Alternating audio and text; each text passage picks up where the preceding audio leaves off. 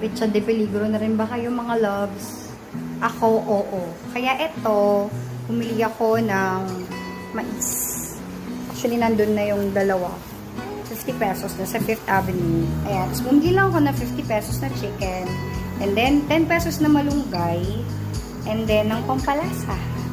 Yun na. May ulam na. And then, isang egg pala. Ayan. So, para siyang egg wrap. So, parang, ayan. It's a chicken soup. Corn and chicken soup. Ayan. Ayan siya. So, may ulam na kayo.